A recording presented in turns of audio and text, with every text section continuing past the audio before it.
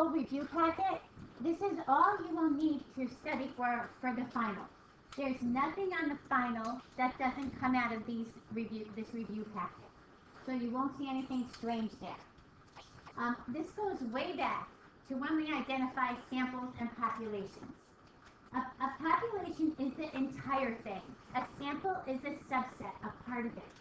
So always look and ask yourself, if there are 254 patients with sleep disorders, are there more than that in the world?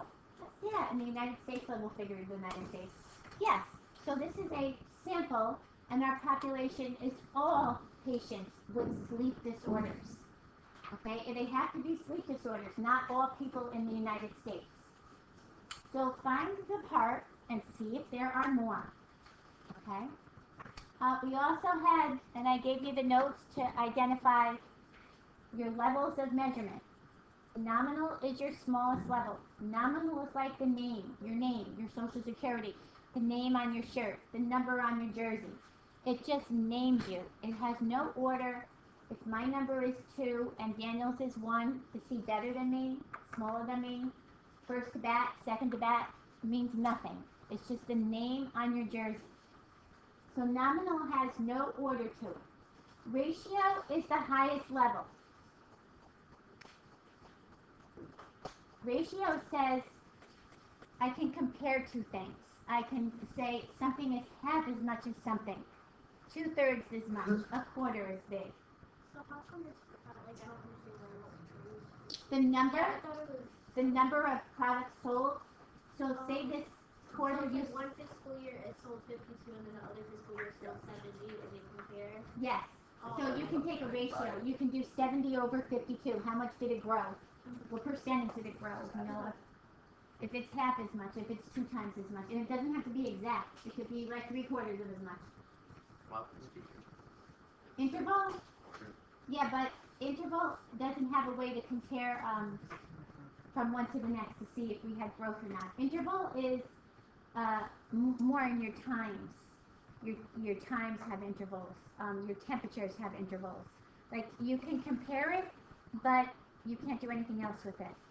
Like temperatures, you can say today is 10 degrees colder than yesterday. You can't say today is twice as cold.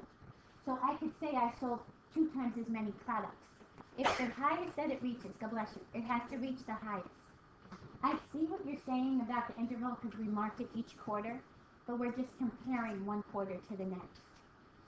Your intervals are more temperatures, where your 0 actually has a meaning. Your 0 is not a 0, I have none products. 0 is like a temperature of 0. That is a valid temperature. Usually time and temp is the only intervals you're probably going to see. And if you probably never had to call for time and temp, but sometimes the news programs come on and they give you time and temperature. Time and temperature. Okay. Review those levels. These are great 2-point questions. Number 3, we had a type of data collection. And we can do like different things to collect your data. We can do an experiment. We can do a survey. Sampling. We do a census versus a sample. A sample is what comes from a part of your population. A census is what comes from the whole entire population. So a study on the effect of low dietary intake of vitamin C and iron on lead levels in adults, we can experiment this. Remember what we call our 2 groups?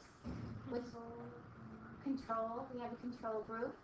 So that group is what we don't give anything to, and then we give the experimental group.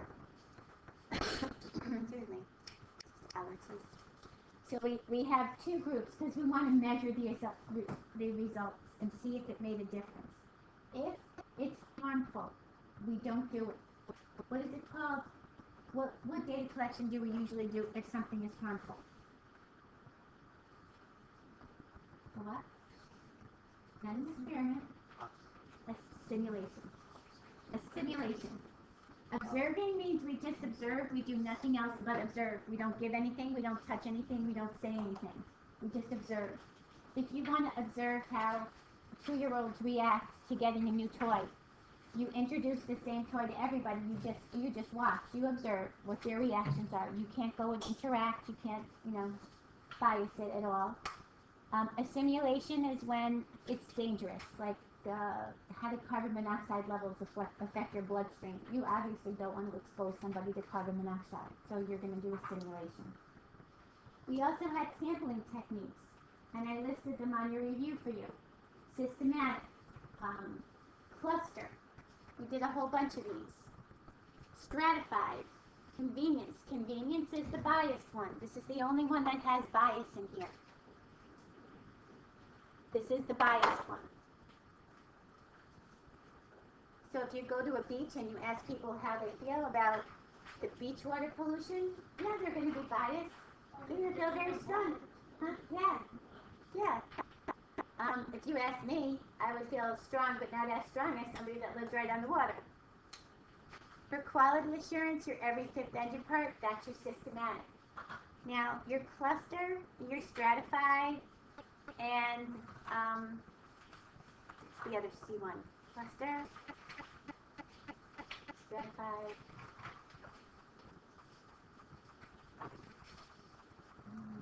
There's one more. Thank you.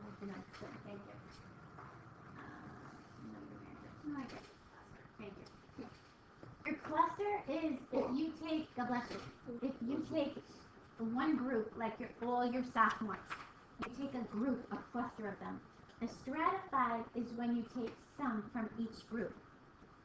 So remember, that's the difference. Between a stratified, you're going to represent each group, but you're going to take the same amount from each group. A cluster, you're going to take everybody from the same, all sophomores, all freshmen. And at every time you do this, it has to be done randomly. Even though randomization is one of them, everything has to be done randomly. Next Thursday and Friday. So we would get a question like this on finals, how to get multiple choice? Yes, this is a perfect multiple choice question. Perfect and it's double where? Oh wait, no, I'm so sorry. Well, we establish your limits. We take your lower limit, your upper limit. Yes, thank you. We subtract them. We find out that number. We divide by your class number. And then we always round up. This is your class width. That's what helps separate your intervals. Now, when you do this, that goes here. We add 12, 12, 12, 12. Then bring this down. Take the one down, add 12. Fit your frequencies into here. So like the first one, 108, just put a tick mark. 139, put a tick mark. Remember doing these? Just put tick marks in here. We needed 5 classes. Now your classes have to be equally spaced apart. So make sure you find the tallies. So for the first interval, how many? 3. Then 11, 7, 2. okay, I'm gonna cut right to the cumulative over here. When you do a cumulative, this is what gives you your OJI graph. This is for your cumulative graph. We start at your smallest. We add the next level. We add the next level, add it again, and finally at the end. This number should be how many were in your sample. What are you doing? Cumulative means start at your lowest one and keep adding, then add 11, then add 7. They're very far apart, so it looks a little bit different. You're just accumulating everything. You're adding them up as you go. Normally, your cumulative graphs run highest to lowest. Your ogive, if you remember, is just a point. It's not a bar. And we're going to connect the line so that we can see the growth, but it doesn't come back down. Okay, midpoint. How do I find the midpoint of a class interval? How would I find the midpoint between 101 and 112? Add them and divide by 2. So add them up, divide by 2.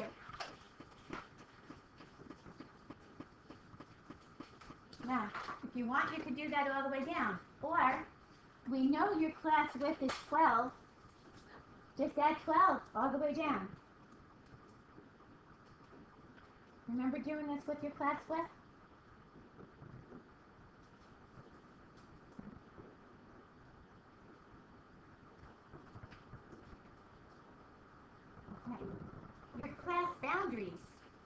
When these are discrete values, you actually have a gap between them.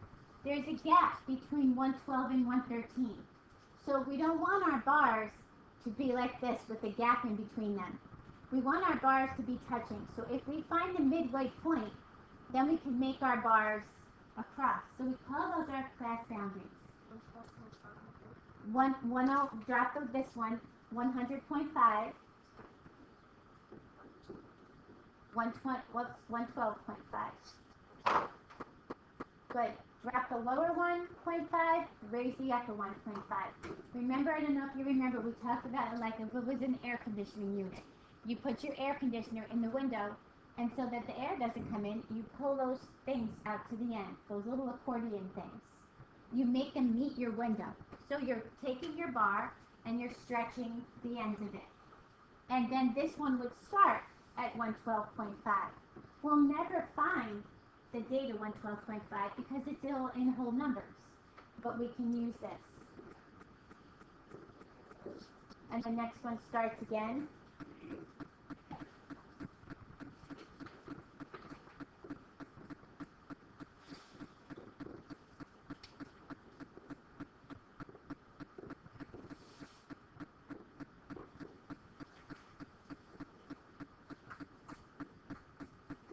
Okay, does anybody remember how we found relative frequency?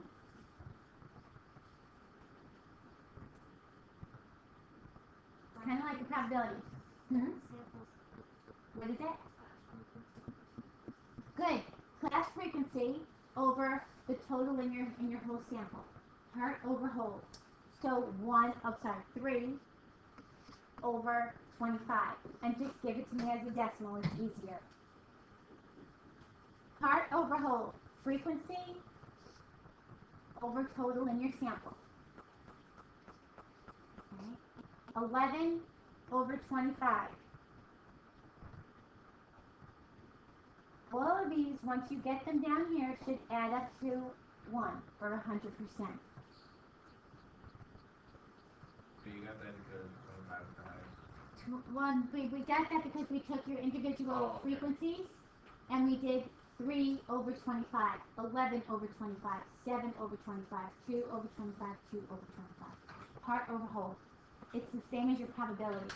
Remember when we did the probability distributions and we said they were just like the relative frequency? Part over whole. Everybody comfortable with your tables? From this, you can do all your graphs. Does everybody have a table written down? Because I'm going to have to erase this and put a graph here. Okay? All right. So now, one of the most important graphs is your frequency histogram. And I say important because you might just see that one again. But it is your most basic graph. Important, we need a title, minutes, people exercise. We need a label. This is your interval. This is your class interval in minutes. This is your frequency. Now, everything has to be equally spaced apart. You have 5 classes. We're going to put 5 bars down here. You need it to go from 0 to the highest. What was your highest frequency? 11. So we'll go maybe to 12. Let's just go to 12. If you can go by 1s, fine. If you can go by 2s, fine. Make sure they're evenly spaced apart. Now, all you have to do for your frequency is just find the frequency. So for the first class, let's label this.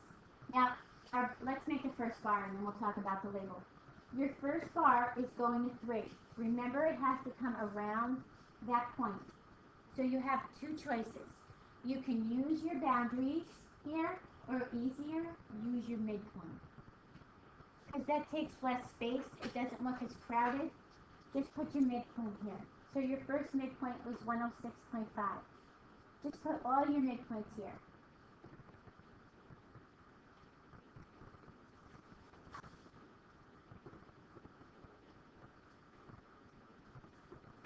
and just make your bars. Your bars have to be touching after this point. That's why we expanded with your class boundaries.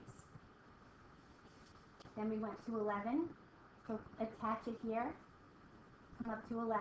Sometimes it's easy just to break the first one because obviously we're not starting at the 0. Then 7. And 2. And 2. Okay. This is your frequency histogram. So a frequency histogram, let's write, use midpoints on your x-axis, frequency on your y-axis. Remember, always for your graphs, give us a title, label your axes.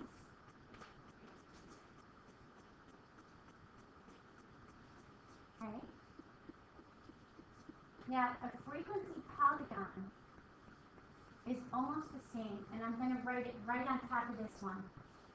You would probably do this again. But your frequency polygon, if you remember, took the dots of each one and made lines instead of bars. But we had a little problem with the frequency polygon. It stopped and started in the middle of our graph. So we brought this one down one more midpoint. Just subtract 12 from that. And add 12 to the last one. So this is your frequency polygon. Same look as your bar graph. It just connects the bars with dots, and it just gives you a lot. Obviously your bars wouldn't be there. But for the sake of time and writing, I just place it on top of it. What's the name of that? This is a frequency polygon.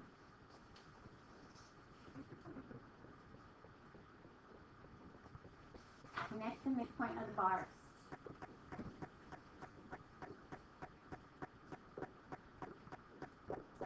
And then you need 2 extra. You need a limit before and after, so that we can just drop them down. Now, your relative frequency histogram is also a bar graph, and it can use the same exact midpoints as this. The only difference for this, and I'm not going to do that one over, is you're going to change this to decimals. You're going to go from 0 to your highest decimal, which is like, we can go to 0.46. It's going to look the exact same. So for the first one, you're at 0.12. So somewhere in here, just like label this in between, but make sure they're equal spaced. So let's go to 50, make life easy. Can we go by tens? 0.10, 0.20, 30, 40, 50. So your 12 is going to be about here. Your 44, about there. It's going to give you the same exact look as your histogram, except it'll be a bar, your x-axis is the same, midpoints, and your y-axis is your relative frequency. It's in decimals. It's going to be the bar. They'll look exactly the same. Has the same exact look as your histogram. And sometimes I'll ask you like a good 2-point question on the regions, on your final, regions on the brain, is see this bar graph? Is it symmetric? Is it skewed? Or is it symmetric? What would you say? Skewed. Skewed. Skewed where? To the right. It follows the tail. So we would say this is slightly skewed to the right. The skew follows the tail.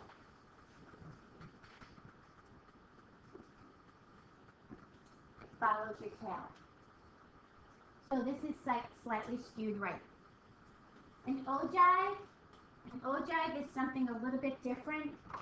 Let's just quick do an ogive graph. An ogive says this: cumulative frequency And it uses the boundary. It uses the upper class boundary down here. We just have to come down and drop one more class boundary because we don't want our graph to start in the middle of our graph. So now we're going to have 6 of these things. And you want to go from 0 to 25. This is the cumulative. So I'm going to just jump around and go by, I guess not. I'll go by 5s, but a little bit narrower here. You want to make sure everything is evenly spaced. Okay. So when you start, you're going to put your upper class boundary. So this guy would be 106.5. We're gonna name this guy in a minute. 118.5. 130.5. 142.5. 154.5. Drop this one down. 12. When you start, you're going to start with your original one, 106. At 106, you were 3.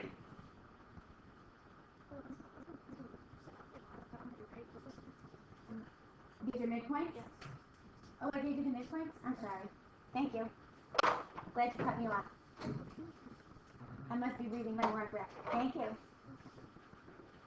So, Mariah, thank you for correcting me here. Let's take our upper class boundaries. 112.5. This guy would start at 100.5. 124.5.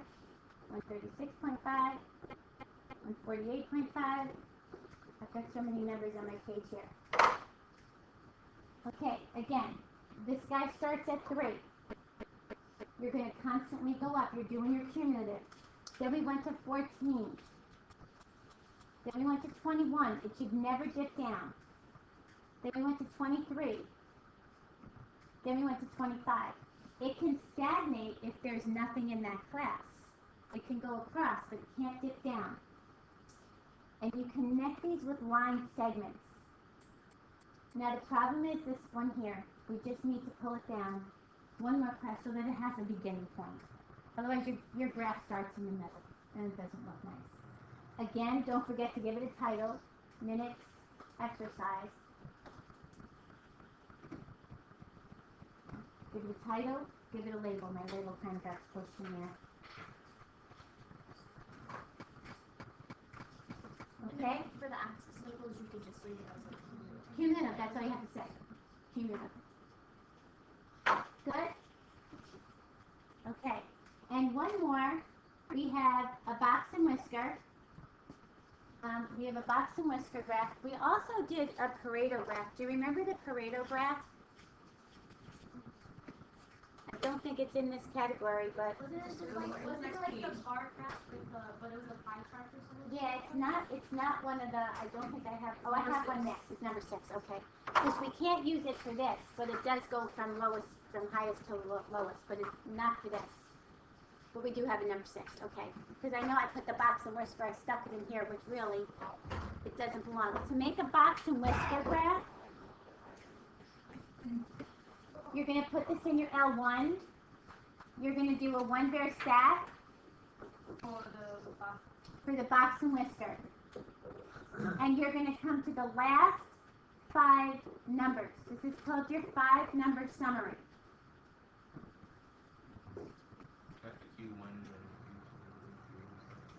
That's the Q1, Q2, Q3, yeah. So whatever 5, you're going to make a number line from the beginning point. What did you say the first one was? 101. So from 100 to like 160, you have to make a regular number line, and then you're going to put the dots on top. So wherever your dots come, say for instance they come like this, your middle 3, it has to go to the ends. Your middle 3, oh, I don't know where the dots are. Wherever your dots come, but your ends give you the whiskers. Okay? That's your box and whisker. It's your 5